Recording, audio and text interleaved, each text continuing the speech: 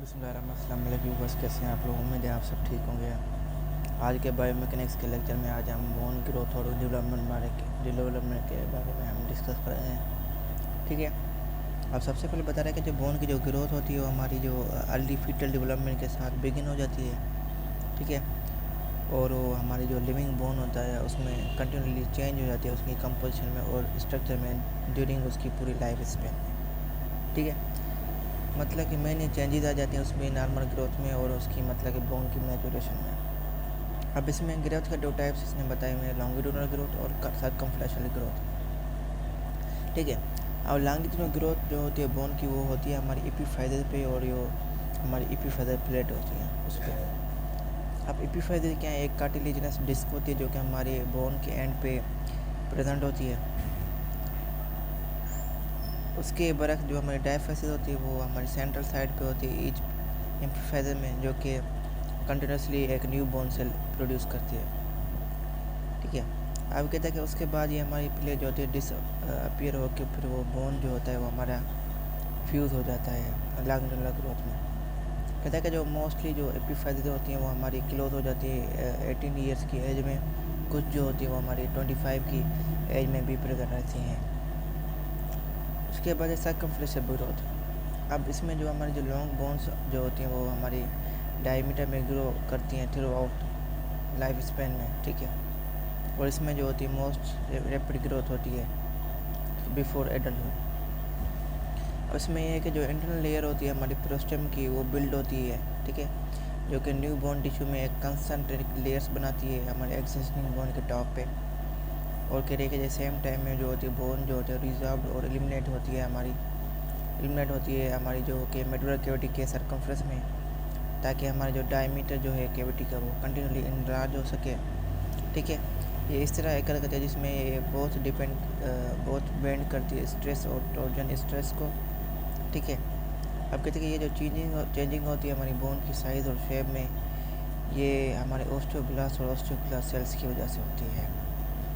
अब जैसे कि ओस्टियोब्लास्ट होते हैं वो सेल्स होते हैं जो कि हमारे न्यू बोन टिश्यू के बिल्ड करने में रिस्पॉन्सिबल होते हैं, और ऑस्टियोक्लास्ट वो सेल्स होते हैं जो कि हमारी बोन की या बोन टिश्यू की रिजर्वेशन के लिए यूज़ होते हैं। ऊपर हमने इस पर एपिफाइजर डिस्कस कर लिया था कि जो कि हमारी सेंटर ऑफ द बोन पे ग्रोथ होती है जो कि एक न्यू बोन टिश्यू बनाती है। ठीक है, इसके अलावा पेरिस्टियम क्या होती है? एक डबल लेयर्ड मेम्ब्रेन होती है जो कि हमारे बोन मसल टेंडन को कवर करती है और फिर जो उसकी आउटसाइड जो लेयर होती है उसके साथ अटैच होती है। अच्छा, उसके बाद है एडल्ट बोन मूवमेंट। कहता है कि जो हमारी जो प्रोग्रेस जो होता है लॉस ऑफ कोलेजन हो जाते हैं। ठीक है, और हमारी जो बोन की जो ब्रिटलनेस है वो इंक्रीज हो जाती है जब भी हमारी एज बढ़ती जाएगी। ठीक है, कहता है चिल्ड्रन की जो बोन्स होती है वो प्लायबल होती हैं एज कम्पेयर टू एडल्ट की बोन के साथ। तो जो बोन जो मिनरल नॉर्मली एक्यूमुलेट करती हैं थ्रू आउट चाइल्डहुड। ठीक है, जो कि पीक में चली जाती है 30 से लेकर 40 तक, और एज में होती है 490 से 40 मैन में। कहते हैं एज रिलेटेड जो प्रोग्रेसिव डिक्लाइन हो जाता है जब भी हमारी एज बढ़ती जाएगी तो फिर इसमें हमारी बोन्स की डिस्टोर्शन हो जाएगी, तो फिर वो बोन्स पोरस हो जाएंगे और वो वीक हो जाएंगे। ठीक है, इसके अलावा जो बोन्स की जो डेवलपमेंट है और उसकी जो स्ट्रेंथ होती है वो उस पर डिपेंड करते हैं कि हम मतलब कि अपने आप को कितना वर्कआउट लगता है। जैसे कि अगर कोई बंदा ज़्यादा वर्किंग वाला बंदा होता है तो उसमें जो उसकी बोन्स होती है वो स्टिफ हो जाती है, उसकी वो जल्दी पोरस नहीं होती, क्योंकि वो उस काम को मतलब कि करता रहता है। तो इस प्रोलॉन्ग काम की वजह से हमारी जो बोन है उसकी स्ट्रेंथ जो होती है वो अच्छी हो जाती है। ठीक है, एज कम्पेयर टू वुमेन जो होता है, वुमेन में जो हमारी बोन्स जो होती है वो ज़्यादा पोरस हो जाती है एज कम्पेयर टू मैन, क्योंकि वुमेन्स इतना वर्कलोड जो होती है वो सस्टेन नहीं करती। ठीक है, और उनका जो वर्क प्रोसेस होता है वो थोड़ा कम होता है, इसकी वजह से उनकी बोन प्रेस हो जाती है। ठीक है, उसके अलावा हमारा जो होता है बोन लॉस हमारी जो फीमेल में देखा जाए तो एस्ट्रोजन की डिफिशिएंसी की वजह से भी उनमें बोन लॉस भी हो जाता है। तो ये वो वाली पॉइंट्स है जो कि मतलब कि इसमें था कि एडल्ट बोन डेवलपमेंट कैसे होती है और किस तरह से इसका फिनोमेना था। उसके बाद है बोन रिस्पॉन्स स्ट्रेस, मतलब कि जब भी हमारी एक बोन है अब उस पर एक कोई फोर्स एक्सटर्नल स्ट्रेस दिया जाए तो उसके अगेंस्ट बोन कैसे रिस्पॉन्स करती है। ठीक है, अब इसमें हमारी फिनोमेना के बारे में एक जर्मन साइंटिस्ट था जिसे हम जूल्स होफ्स कहते हैं, उसने इसके बारे में, इस फिनोमेना के बारे में डिस्कस किया था। उसमें है हमारी बोन मॉडलिंग एंड रीमॉडलिंग। कहते हैं अकॉर्डिंग टू वोफला जो डेंसिटी और जो हमारी जो टू मच लेसर एक्सटेंट जो शेप और जो साइज़ होती है बोन्स की, वो फंक्शन होती है मैग्नीट्यूड और डायरेक्शन ऑफ मैकेनिकल स्ट्रेस के, जो कि एक बोन पे लगता है।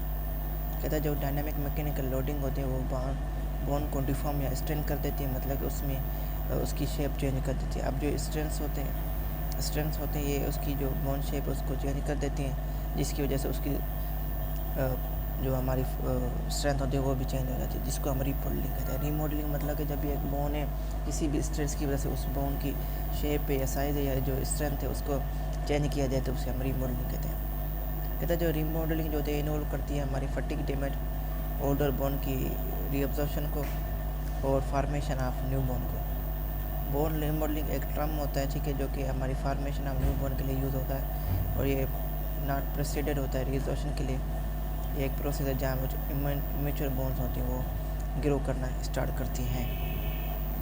कहते हैं ग्रैंडल बोन्स जो होती है वो गेन या लॉस करती हैं मास अकॉर्डिंग टू वोफला। कहते हैं कि जब भी कोई बोन डिफॉर्मेशन या बेंडिंग टाइप लोड में जाएगी तो फिर उसकी जो शेप या जो साइज़ है वो उसमें बिगाड़ आ जाएगा, तो उसमें मतलब कि उसकी स्ट्रेंथ और जो साइज़ होगा वो चेंज हो जाएगी। कहता है कि रिमोल्डिंग तब भी अगर करके जाए वो कंजर्वेशन मोड हो, मतलब कि कोई बोन मास में चेंज ना हो या डिसयूज मोड हो, फिर ये होगा कि जो नेट लॉस होगा बोन का उसमें इनलार्ज मैरो कैविटी हो जाएगी और थिनर कॉर्टेक्स हो जाएगा। अब इसमें कहता है कि जो बोन है एक वेरी डायनामिक टिश्यू है जिसमें मॉडलिंग और रीमॉडलिंग प्रोसेस होता रहता है, वो इंक्रीज और डिक्रीज होता जाता है और बोन को रीशेप करता है। कहते हैं जो बोन मॉडलिंग और जो रीमॉडलिंग है ना वो डायरेक्टेड होती हैं ऑस्टियोक्लास्ट सेल्स की वजह से, जो कि एम्बेडेड होते हैं हमारे बोन में, जो कि सेल्स्टिल होते हैं हमारे फिलो इंटरस्टिशियल फ्लूइड के साथ। ठीक है, अब कहते हैं कि डायनामिक लोडिंग जो होती है वो रिजल्ट करती है हाई लेवल इम्पैक्ट से, जो कि एक हाई रेट ऑफ डिफॉर्मेशन जो होती है वो प्रोड्यूस करती है।